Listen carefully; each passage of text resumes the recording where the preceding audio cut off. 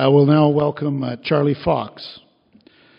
Charlie performs regularly at the High Street Coffee House in Ladysmith and does various individual appearances on request at Joseph Mairs, Romero, and other memorials. He still participates in vigils and has sung across Canada at the U.S. Embassy in Vancouver, at Christ Church Cathedral in Vancouver, at Bethlehem Retreat Center. Charlie writes poetry, book reviews, and travel books about his cycling tours. Charlie will sing his Joseph Mairs song for us. This has become a yearly tradition, and it's hard to imagine a day without Charlie Fox. Please help me welcome Charlie.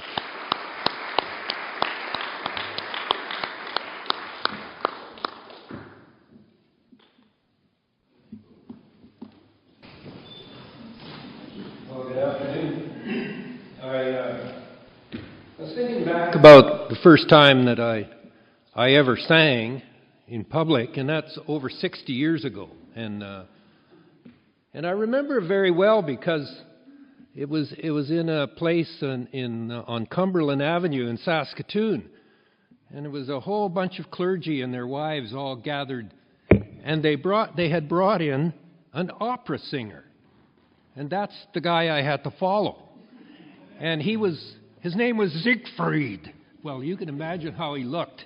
And anyway, straight from Beirut, and weighed about 275 pounds. He was enormous, and I expected any moment that Brunhilde would walk in, but she didn't.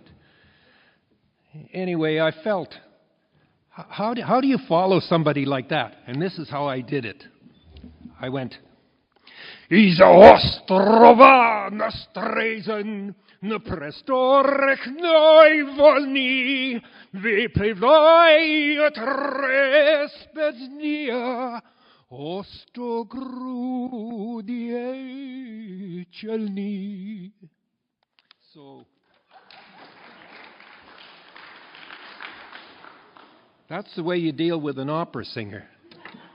As was said, I've sung in lots of different places. I even took my clothes off to show solidarity with Doukhobors. And I've been from coast to coast in this country. I've sung in every province, in every capital.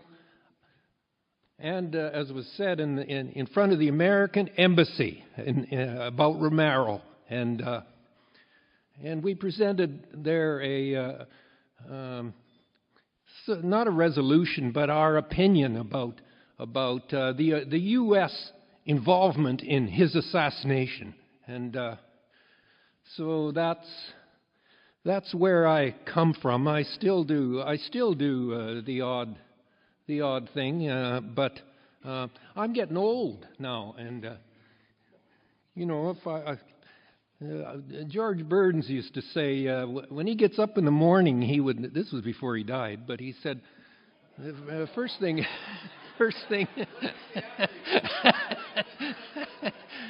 he said when he gets up in the morning, he goes to the door and he gets his paper out and he looks in and reads the obituaries, and if he's not there, then he has coffee.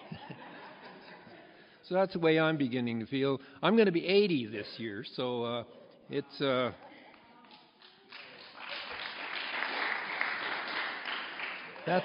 how I can go back so far. Emmylou Harris said, one thing you got to know about the blues when you get 'em, you keep on falling, 'cause there ain't no bottom. And I was thinking that kind of sums up Joseph Mairs' song, that we remember him and agonize a bit about the history around that, and at least I do. And this is a dobro that I've had this for a number of years. It's a very temperamental thing. It often does what it wants to, and so this is my blues version of Joseph Mairs.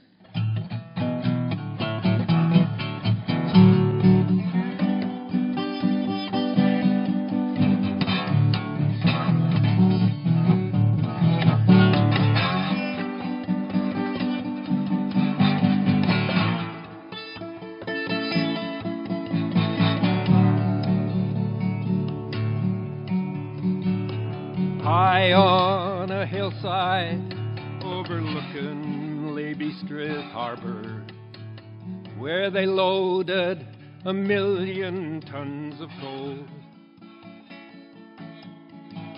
Lies the grave of a young man, just 22 years old, and may God have mercy on his soul.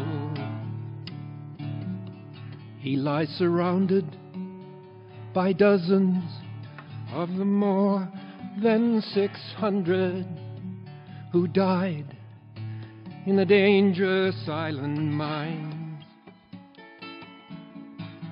Sons and fathers gone forever, memories dimmed, but not forgotten in the slow and bitter unwinding of the times.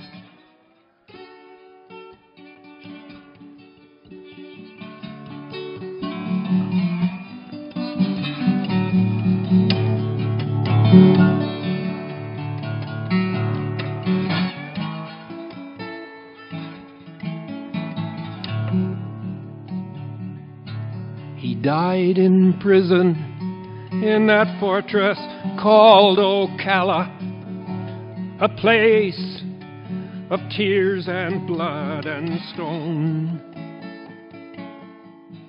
He died for freedom, for safety and a good life, and he died for 1,000,000 tons of coal.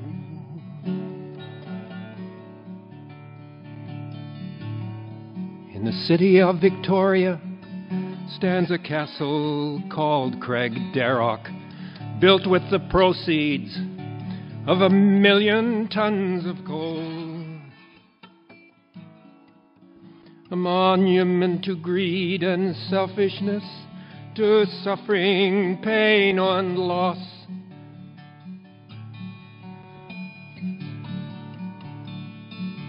My kingdom for a lump of coal, my kingdom for a cross.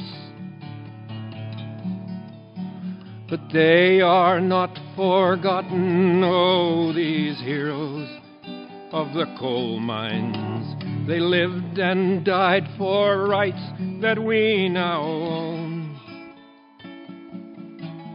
In gas-filled mines and on picket lines, with danger at every hand, catching a glimpse of Galilee, but never reaching the promised land.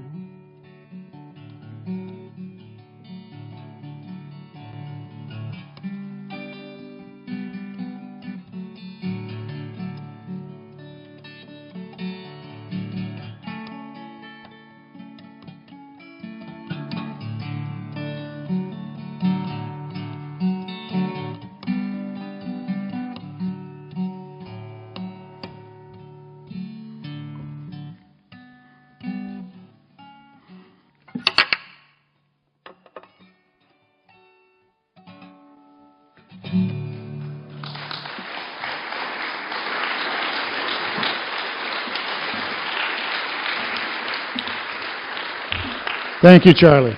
Thank you.